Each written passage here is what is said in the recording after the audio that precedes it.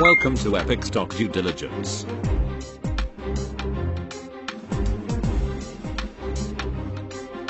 Please subscribe at youtube.com/epicstockdd. Thank you.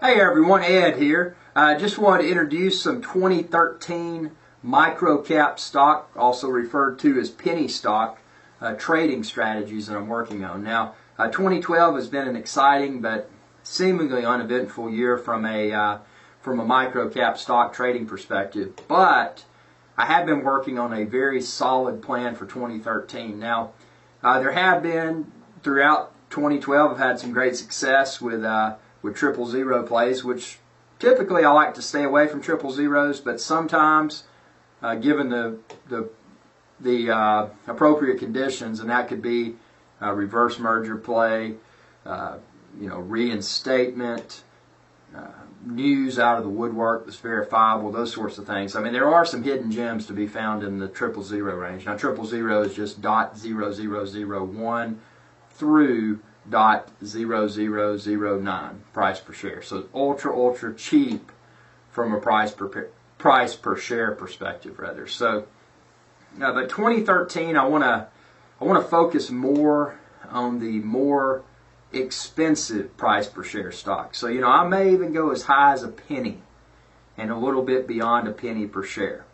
What I'm looking for in 2013, I don't want to do this buy and hold thing. The buy and hold with triple zero stocks or double zero or penny stocks for that matter seldom works.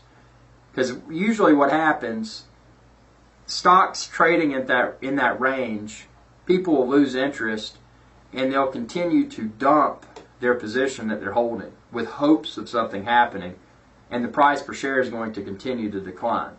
Very rarely will one find a penny stock that is a buy and hold play. Not to say that people that get in, I mean, there's tons. I mean, there's thousands of triple zero range stocks that people could potentially buy and get lucky. And that's what it is, it's luck. So, say for example, today I went out and I bought $500 of a stock that was 0001 on the ask and nothing on the bid.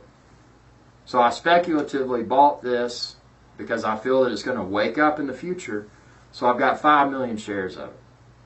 Well, then let's say 6 months, a year later, that it becomes a reverse merger candidate. And the price per share goes through the roof. I'm talking 15, 20, 30 cents a share. Yeah, I've made some decent money there if I sell and if my order fills. But more than likely what's going to happen is I'm probably going to sit on those 0001 shares for an infinite amount of time.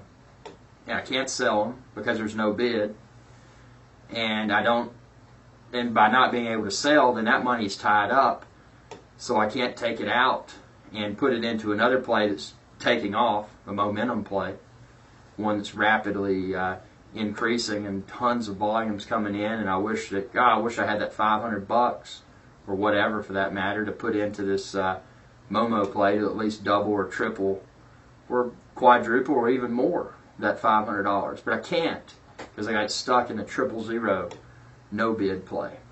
So that's just something to think about. I mean, to buy and hold. And again, to go back to some other videos, penny stocks are seldom an investment. Penny stocks are most often always a trade.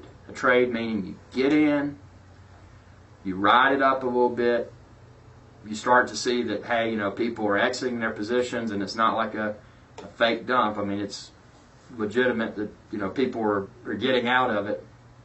Then you may want to get out for a profit. And from my experience, and sure, it's always hard to sit on the sidelines and see a play go from 0002 all the way up to 30 cents and be like, you know what, I almost hit that mouse button a few days ago. But that's the problem a lot of traders make. It's like almost, could have, should have, would have.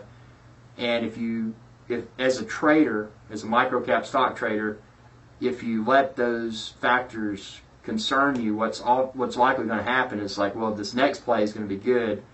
So you may haphazardly get in too big on a position because you saw what another completely unrelated play did, but you didn't hold any shares of that particular stock.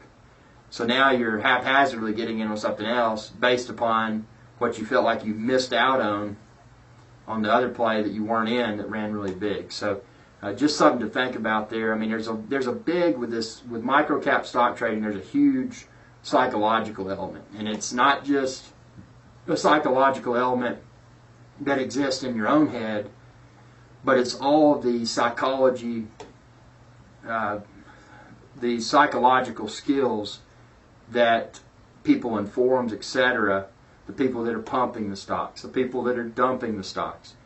I mean, it's enough to literally drive someone crazy. So you just gotta really focus on your own level of risk tolerance. You know, what are you willing to lose? Do you want to lose it all? Do you want to spread your risk among multiple plays? Do you want to do momentum plays only?